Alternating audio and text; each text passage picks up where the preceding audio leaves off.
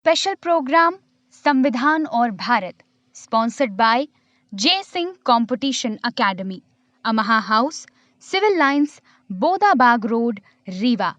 एकमात्र ऐसा संस्थान जहां लोक सेवा आयोग चयनित शिक्षक ही कराते हैं अध्यापन कार्य।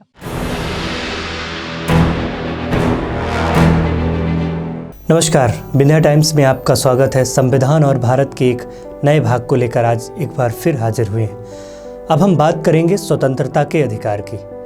व्यक्तिगत स्वतंत्रता का अधिकार संविधान के सबसे अहम बिंदुओं में से एक है। स्वतंत्रता के कुछ अधिकार सिर्फ भारतीयों को हासिल हैं, जबकि कुछ अधिकार ऐसे भी हैं जो भारत की धरती में रह रहे तमाम लोगों को हासिल हुए हैं। तो स्वतंत्रता के अधिकार में सबसे पहले बात करेंगे अनुच्छेद 19 की। इस अनुच्छेद के तहत कई तरह के अधिकार आते हैं, क्योंकि 19(1) एक ऐसा अधिकार है जिसमें कुछ समय पहले काफ़ी चर्चा हो चुकी है, जिसमें हर व्यक्ति को अपनी बात मौखिक, लिखित या फिर चित्र के जरिए या फिर किसी अन्य तरीके से अभिव्यक्त करने की आज़ादी देता है। हालांकि इस अधिकार की भी अपनी कुछ सीमाएं हैं। अभिव्यक्त का उपयोग देश की एकता, अखंडता को खतरा पहुंचाने, अश्लीलता जैसे फैलाने, कानून व्यवस्था को स्थिर को खराब करने, किसी को अपराध के लिए उकसाने या फिर अदालत की अवमानना करने या फिर किसी की मानहानि के लिए नहीं किया जा सकता। इन सीमाओं से परे की गई अभिव्यक्ति अलग अलग अपराधों में दंडनीय अपराध माना गया है।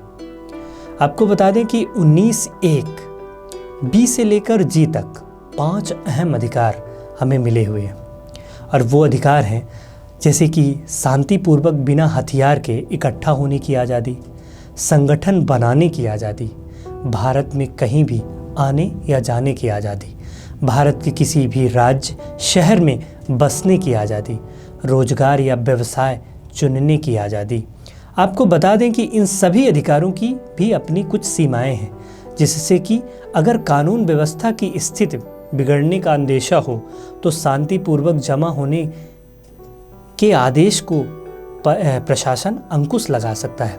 इसके लिए वह CRPC की धारा 144 का भी इस्तेमाल कर सकता है। संगठन बनाने, भारत में कहीं आने जाने, व्यवसाय करने जैसे अधिकार का इस्तेमाल भी कानून व्यवस्था के दायरे में ही हो सकता है। और हाँ, व्यवसाय चुनने का मतलब यह बिल्कुल नहीं हो सकता कि कोई भी प्रतिबंधित व्यक्ति का या किसी प्रतिबंधित चीज़ का व्यवसाय शुरू कर दिया जाए।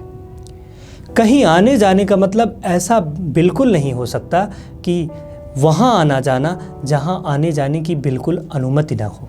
संगठन बनाने के अधिकार का मतलब आपराधिक गिरोह बनाना बिल्कुल नहीं हो सकता। अनुच्छेद 19 किसी भी अपराध के आरोपी को विशेष मौलिक अधिकार देता है। अपराध के लिए सजा उसी कानून के तहत मिलती है जो अपराध किए जाने वाले या फिर व्यक्ति के या फिर जब अपराध किया गया उस समय जो कानून अस्तित्व में था उसी के तहत। किसी नए कानून के तहत किए गए अपराध की सजा नहीं मिलती है। एक ही अपराध के लिए 2 बार मुकदमा भी नहीं चलाया जा सकता है या फिर किसी पे दोहरा दंड भी नहीं लगाया जा सकता। हालांकि इसका अर्थ सिर्फ अदालत में चलने वाले मुकदमे से नहीं है। अगर कोई सरकारी कर्मचारी भ्रष्टाचार में शामिल पाया जाता है तो विभागीय कार्यवाही के तहत उसे नौकरी से निलंबित या बर्खास्त करने पर कोई मनाही नहीं होती है। यह बिल्कुल भी नहीं कहा जा सकता कि कोर्ट में अपराध का मुकदमा चल रहा है, इसलिए उसके विभाग में कोई कार्यवाही नहीं की जा सकती। अपने खिलाफ गवाही देने के लिए भी किसी व्यक्ति को विवश नहीं किया जा सकता। दरअसल कानून की अवधारणा है कि जब तक कोई दोषी साबित ना हो जाए तब तक वह गुनाहगार बिल्कुल नहीं होता है। ऐसे में किसी भी व्यक्ति को पुलिस पकड़ तो सकती है, लेकिन उसे कोर्ट में अपने ही खिलाफ गवाही देने के लिए बाध्य नहीं किया जा सकता। उसे कोर्ट में खुद गवाही देते वक्त सच बोलने की शपथ भी नहीं लेनी पड़ती है। तो ये थे हमारे स्वतंत्रता के अधिकार। हमने जाना कि स्वतंत्रता के अधिकार जो हमें संविधान से प्राप्त है, तो वो कौन से अधिकार हैं। आज के लिए बस इतना ही।